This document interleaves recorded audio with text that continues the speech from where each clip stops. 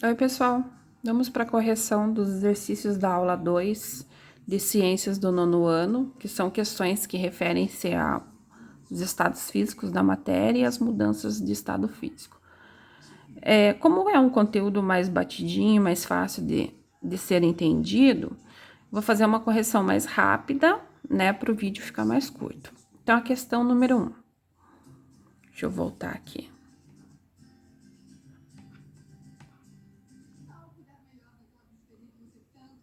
A matéria, ela pode mudar de um estado físico para o outro. Quais são os fatores que podem influenciar nisso? Né? A pressão e a temperatura. 2. Marque certo e errado justificando. Durante a fusão, a temperatura permanece constante? Sim, né?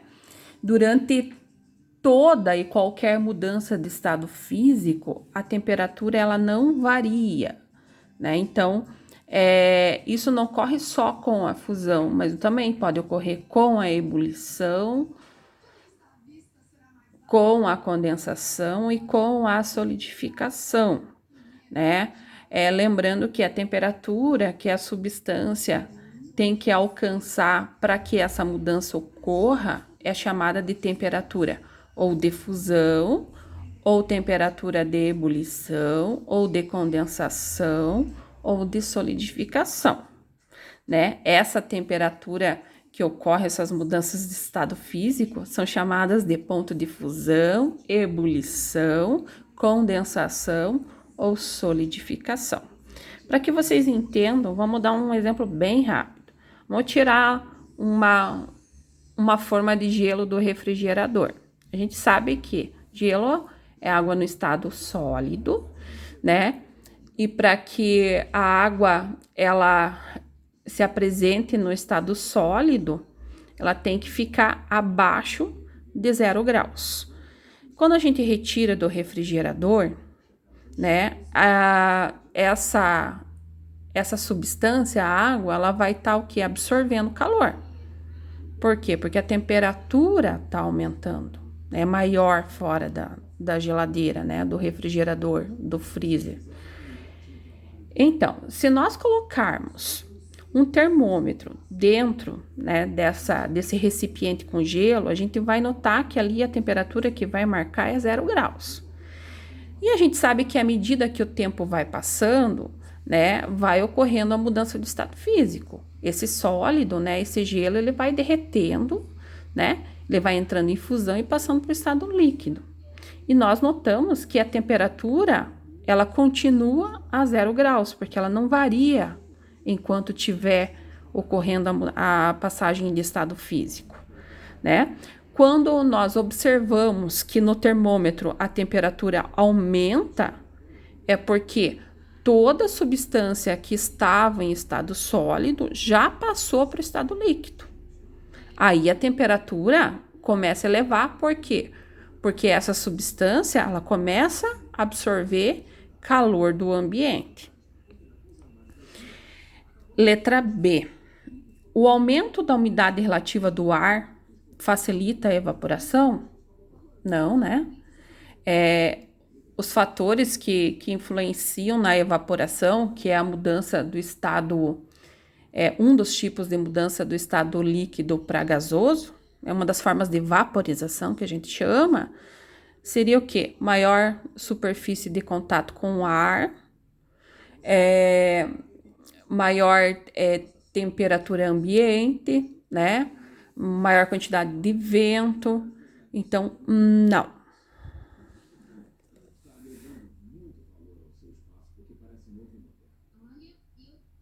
3.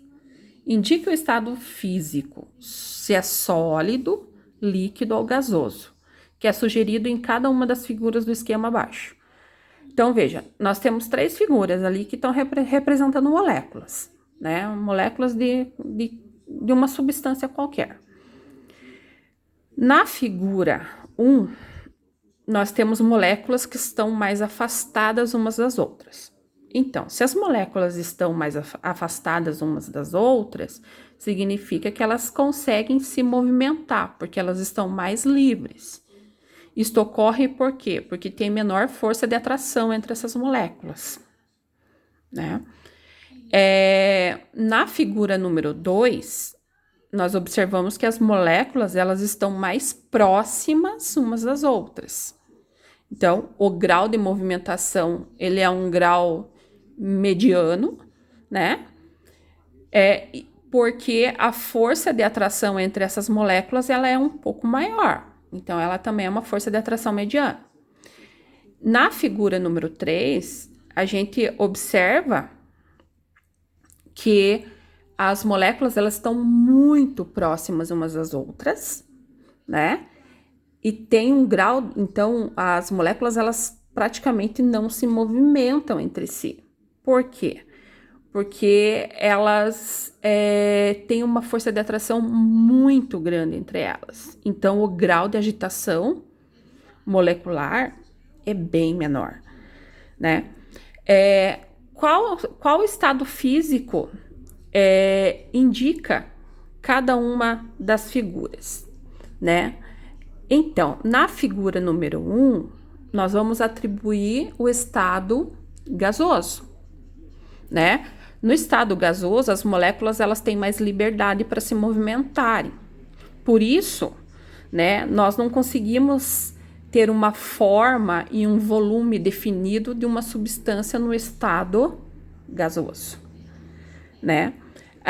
Na figura número 2, nós vamos atribuir ao líquido, ao estado físico líquido. Por quê? O grau de movimentação entre as moléculas, ele é um grau mediano, porque as moléculas, elas têm um pouco mais de atração entre elas, né? Então, um grau de agitação molecular mediano também. Nesse caso, né, a forma, ela vai ser variável, porque vai depender do recipiente que contém esse líquido, mas o volume, ele é invariável, ele é um volume definido, né? Se eu tenho 1 litro de água, né, e coloco ele num recipiente redondo, ele vai ter uma forma arredondada, mas o volume vai continuar sendo 1 litro.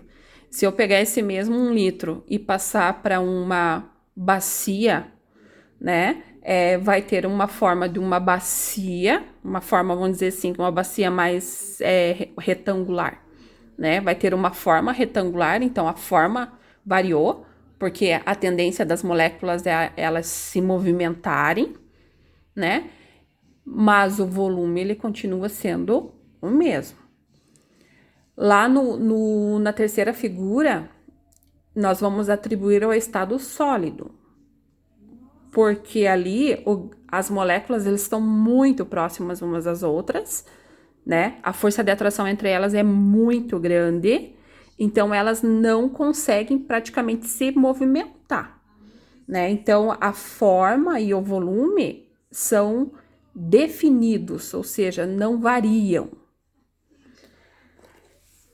A questão número 4. Um material pode apresentar diferentes propriedades dependendo do estado físico em que se encontra. Determine qual estado físico, se é sólido, líquido ou gasoso, está relacionado às situações descritas a seguir. Né? São exemplos bem simples, que é fácil da gente identificar o estado físico. Letra A, o ar comprimido dentro de uma seringa tampada, quando o embolo é empurrado para dentro. Estado gasoso, o ar se apresenta no estado gasoso, né? O ar comprimido, né? É o ar onde as partículas, elas foram comprimidas, elas foram aproximadas devido a uma pressão que foi causada ali, no caso, pelo embolo, né? Da seringa. Letra B, parafina derretida sendo despejada em uma forma para fazer vela, né? A parafina derretida. Então, já tá tá submetendo aí, né, a fusão, né? Se ela é derretida, qual que é o estado físico que ela vai se apresentar? Estado líquido. Letra C. Diamante sendo usado para cortar metais como o ferro, né? Então, diamante se apresenta no estado sólido. Lembrando que mais uma dicasinha para vocês, uma curiosidade, né? O diamante, na escala de Mohs, que é a escala que mede a dureza de alguns materiais, ele está no grau 10. A escala de Mohs, ela vai de 1 até o 10, né? Então, por exemplo, o talco, ele tem dureza 1, né? Então, é um material que apresenta, né, uma dureza menor, bem menor com relação ao diamante. O diamante, ele está na escala 10.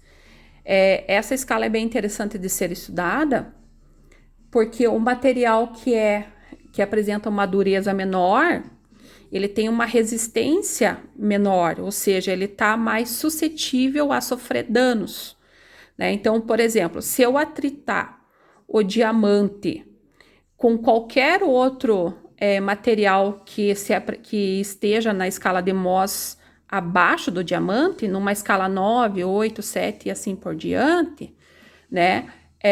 Esse material ele vai ser riscado, porque o diamante ele é mais resistente, né? Então, a questão número 5 agora.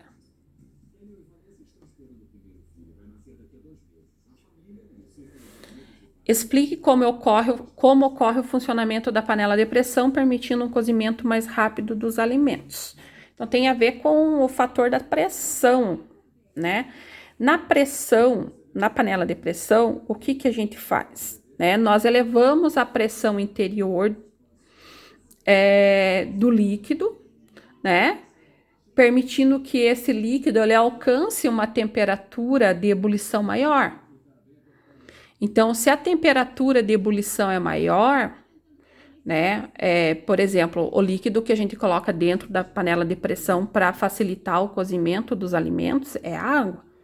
A água, a temperatura ambiente, ela entra em ebulição a 100 graus. Agora, dentro da panela de pressão, o aumento da pressão interna, né, vai fazer com que essa água ela tenha um ponto de ebulição maior que 100 graus. Consequentemente, essa água ela vai ferver a mais de 100 graus. Portanto, o alimento estando lá dentro, ele vai cozinhar mais rapidamente.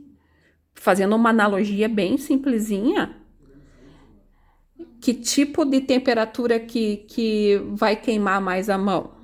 A uma temperatura, se você encostar a mão sobre uma superfície que está a 20 graus ou a 50 graus? Vai queimar mais onde está a 50 graus. Então, o alimento estando a uma temperatura, né, maior, ele vai cozinhar mais rápido.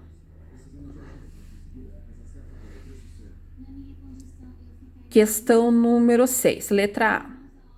O vapor d'água, com a diminuição da temperatura, transforma-se em água líquida? Verdadeiro, né? Então, nós fazemos um esqueminha assim, ó. Passagem de sólido para líquido, de líquido para gasoso, a substância ela tem que absorver energia. Ou seja, para absorver energia tem que elevar a temperatura, né? O caminho inverso da mudança de estado físico. De gasoso para líquido, de líquido para sólido, né? A temperatura ela vai diminuir. Portanto, o que acontece com a energia? A energia ela é liberada, né? Então, a substância ela tem que liberar energia. Quando a substância libera energia, a temperatura diminui. Então, no caso ali do vapor da água, transformando-se em líquido, ocorre com a diminuição da temperatura, né? O exemplo da formação da chuva, né? O vapor d'água, ele sobe. Quanto mais frio, menor a temperatura. Ele vai tornando-se gotículas d'água, né? Formando as nuvens. E depois ocorre a precipitação, a chuva.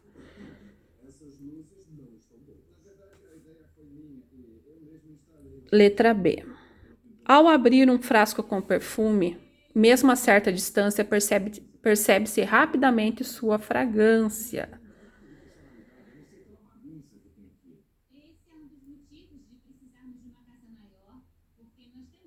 Então, porque no ar, as substâncias, quando estão no estado gasoso, né, as moléculas, elas se movimentam bastante, né? Então, os nossos sensores olfativos, eles são capazes de perceber mais rapidamente essas moléculas no ar.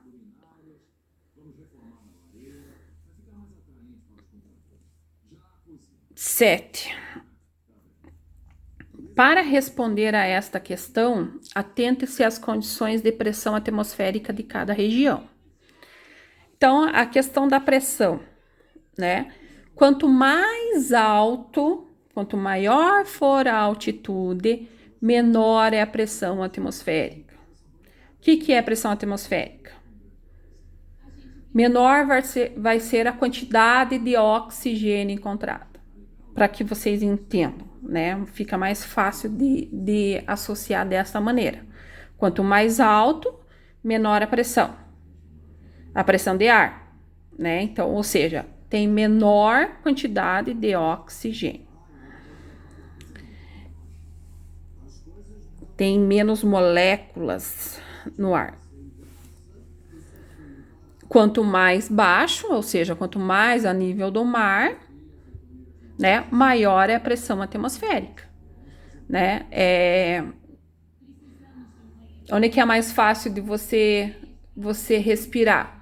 Onde que vai ter mais oxigênio para você inspirar? No lugar mais alto ou no lugar que está mais a nível do mar? No local onde está, né, mais a nível do mar. Porque ali a pressão atmosférica é uma pressão ótima. Tem uma quantidade de moléculas, né, bastante grande. No caso aqui, o oxigênio, né, para respirar.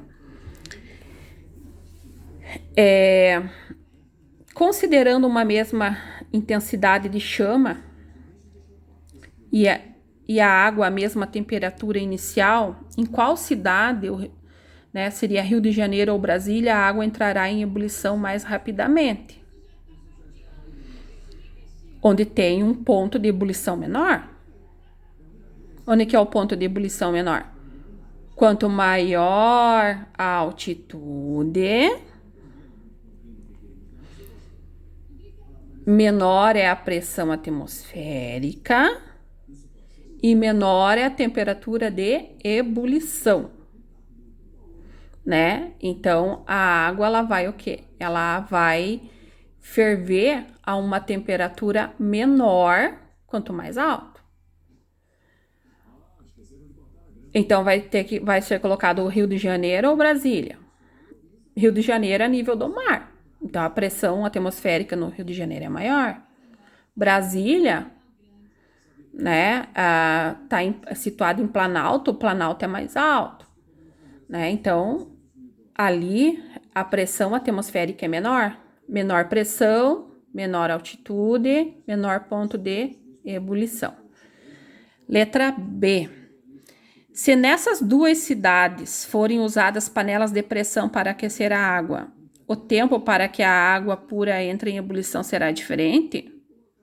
Não, será o mesmo, né?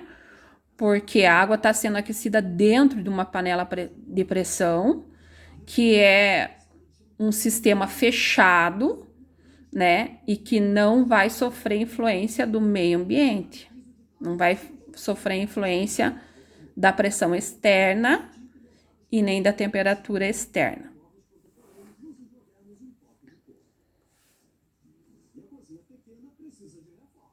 Porém, gente, vamos voltar ali para a questão B. Vamos dar um exemplo. Se a gente colocar uma batata, né? Vamos colocar uma batata dentro da panela de pressão. Então, essa batata ela vai estar junto com a água, né? E nós vamos colocar a mesma temperatura, né? Para cozinhar e ao mesmo tempo. Vamos colocar em Brasília e no Rio de Janeiro. Onde é que a água vai ferver antes? Onde que a ebulição vai acontecer antes? Vai acontecer, né, na panela de pressão, né, de Brasília, né? A do Rio de Janeiro vai demorar um pouquinho mais para a água entrar em ebulição, porque o ponto de ebulição dela vai ser maior. Porém, onde que o alimento vai cozinhar antes? Vai cozinhar onde a água está a uma temperatura maior. Que vai ser onde? Vai ser no Rio de Janeiro. Questão número 8. Resolva a cruzadinha com as mudanças de estado físico. Vamos lá, que essa aqui não tinha como responder, né, aqui no Classroom. Tinha que fazer no caderno, tirar foto e anexar. Então, vamos lá. Letra A. Passagem do estado sólido para o vapor. Isso é interessante, não foi falado ainda, comentado. É a sublimação. Sublimação é a passagem direta do estado sólido para o estado de vapor, sem passar pelo estado líquido. É o que ocorre, por exemplo, com a naftalina, aquela bolinha branca que é colocada dentro de gavetas, né, para afastar traças. Né? Com o passar do tempo, a substância ela vai sublimando, ou seja, ela vai passando de sólido para gasosa. Por isso que, depois de um certo tempo, quando a gente abre a gaveta, nós notamos que a bolinha, né, de naftalina, ela diminuiu de tamanho. Por quê? Porque ela vaporizou. Letra B. Mudança do estado gasoso para o líquido. Liquefação ou condensação, né? Tem que ver o que cabe melhor aí. C. O mesmo que condensação. Liquefação. D. Mudança do estado sólido para o líquido. Sólido para líquido. Quero derreter a substância. Que mudança que é essa? Fusão. Estou fundindo essa substância. Letra E. Mudança do estado líquido para gasoso.